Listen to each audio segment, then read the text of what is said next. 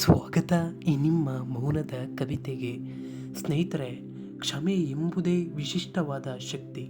ಕ್ಷಮೆ ಕೇಳುವುದು ಅಥವಾ ಕ್ಷಮಿಸಿ ಬಿಡುವುದು ಎರಡೂ ಅಷ್ಟು ಸುಲಭದ ವಿಚಾರವಲ್ಲ. ಇವೆರಡು ಸಮಾಜದಲ್ಲಿ, ಸಂಬಂಧದಲ್ಲಿ ಅದ್ಭುತ ಎನ್ನುವಂತಹ ಬದಲಾವಣೆಯನ್ನೇ ತಂದುಬಿಡುತ್ತದೆ ಎನ್ನುವುದು ಯಾರೂ ಮರೆಯಬಾರದು.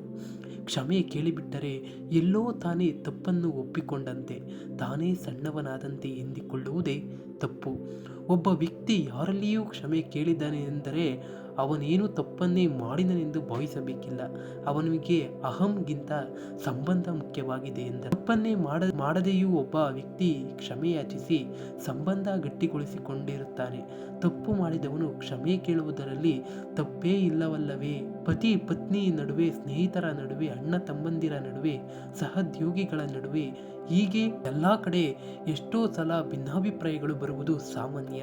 ಹಾಗೆಯೇ ಭಿನ್ನಾಭಿಪ್ರಾಯಗಳನ್ನು ಮರೆತು ನಡೆಯುವ ಸಣ್ಣ ತಪ್ಪುಗಳನ್ನು ಕ್ಷಮಿಸುತ್ತಾ ಆಗುವ ತಪ್ಪುಗಳಿಗೆ ಕ್ಷಮೆ ಕೇಳುತ್ತಾ ಸಾಗಿದರೆ ಪತಿ ಪತ್ನಿಯರ ಮಧ್ಯೆ ಸಂಬಂಧ ಗಟ್ಟಿಯಾಗಿ ಸುಂದರ ಸಂಸಾರಕ್ಕೆ ನಾಂದಿಯಾಗುತ್ತದೆ.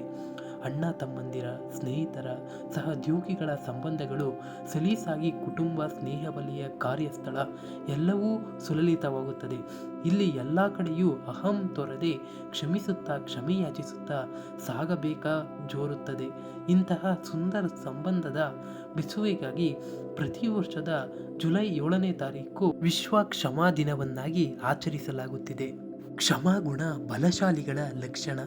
ಬುದ್ಧ, ಯೇಸು ಮುಂತಾದ ಮಹನೀಯರು ಶ್ರೇಷ್ಠವೆನಿಸಿಕೊಳ್ಳಲು ಅವರೊಳಗಿದ್ದ ಕ್ಷಮಾಗುಣವು ಅತಿ ಮುಖ್ಯ ಕಾರಣವೆಂಬುದು ಮರೆಯಬಾರದು.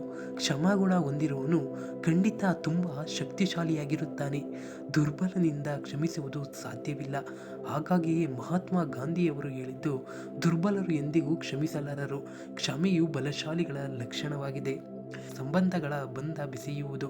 ಸಂಬಂಧಗಳು ಚಿಗುರುವಂತಿದ್ದರೆ ಯಾರೋ ಮಾಡಿದ ಸಣ್ಣ ತಪ್ಪುಗಳನ್ನು ಕ್ಷಮಿಸಿ ಸಂಬಂಧಗಳನ್ನು, ಬಂಧುವನ್ನು ಬೆಳೆಸಬೇಕು.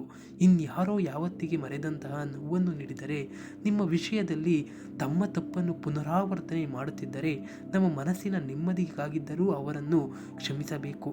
ಇಲ್ಲದಿದ್ದರೆ ಅವರು ನಮಗೆ ಮಾಡಿದ ಮೋಸ, ಅವಮಾನಗಳು, ನೆನಪುಗಳು ನಮ್ಮ ಮನಸ್ಸಿನ ನೆಮ್ಮದಿಯನ್ನೇ ಹಾಳು ಮಾಡಿಬಿಡುತ್ತವೆ. ಆ ಕಹಿ ನೆನಪುಗಳಿಂದ ತಪ್ಪಿಸಿಕೊಳ್ಳಲಾದರೂ ನಮ್ಮ ಮನಸ್ಸಿನಿಂದ ಅವರನ್ನು ಕಿತ್ತೊಲೆಯಕಾದರೂ ಕ್ಷಮಿಸಿ ಬಿಡಬೇಕು. ಕ್ಷಮೆಗೆ ಯೋಗ್ಯವಾದವರನ್ನು ಖಂಡಿತ ಕ್ಷಮಿಸಿ ಬಿಡೋಣ. ಆ ಕ್ಷಮೆಗೆ ಅಯೋಗ್ಯವಾದವರನ್ನು ಮರೆತು ಬಿಡೋಣ.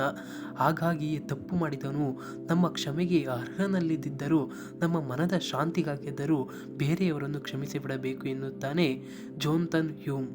ನೂರಾರು ಕೊಲೆ, ದರೋಡೆ, ಮಾನಭಂಗ ಮಾಡಿದವರಿಗೆ ಕ್ಷಮೆ ನೀಡಿ ತಮ್ಮ ತಪ್ಪನ್ನು ತಿದ್ದಿಕೊಂಡು ಹೊಸ ಜೀವನ ನಡೆಸಲು ಅವಕಾಶ ಮಾಡಿಕೊಟ್ಟ ಅದೆಷ್ಟೋ ಉದಾಹರಣೆಗಳಾಗಿ ಒಂದು ಸಂಬಂಧ ಗಟ್ಟಿಗೊಳ್ಳಲು ನಿಮ್ಮ ಅಹಂ ಬೂದಿಗಿತ್ತಿ ಕ್ಷಮಿಸಿದರೆ, ಹಾಗೆಯೇ ಕ್ಷಮೆ ಕೇಳಿದರೆ ಆತ ಅದು ದೊಡ್ಡತನವೇನ ಎನ್ನಿಸುತ್ತದೆ. ಸ್ನೇಹಿತರೆ, ಇದಾಗಿತ್ತು ಇವತ್ತಿನ ವಿಡಿಯೋ. ಇದೇ ರೀತಿ ಅತಿ ಹೆಚ್ಚು ಮಾಹಿತಿ, ಸಂದೇಶ, ಕತೆ, ಪ್ರೇರಣೆ ಹಲವಾರು ರೀತಿಯ ವಿಡಿಯೋಗಳು ನಮ್ಮ ಚಾನಲಲ್ಲಿ ಬರುತ್ತವೆ. ನೀವೇನಾದ್ರು ಮೊದಲೇ ಬಾರಿ ನಮ್ಮ ಚಾನಲ್ನ ವಿಸಿಟ್ ಕೊಟ್ಟಿದ್ರೆ ದಯಮಾಡಿ ಸಬ್ಸ್ಕ್ರೈಬ್ ಮಾಡಿ ಹಾಗೂ ಈ ಧ್ವನಿಗೆ ಒಂದು ಲೈಕ್ ಇರಲಿ. ತಪ್ಪದೇ ನಿಮ್ಮ ಅಭಿಪ್ರಾಯಗಳನ್ನು ಕಮೆಂಟ್ ಮೂಲಕ ತಿಳಿಸಿ. ಸಿಗೋಣ ಮತ್ತೊಂದು ಹಿತವಾದ ಸಂಚಿಕೆಯೊಂದಿಗೆ. ಧನ್ಯವಾದ ಸ್ನೇಹಿತರೆ.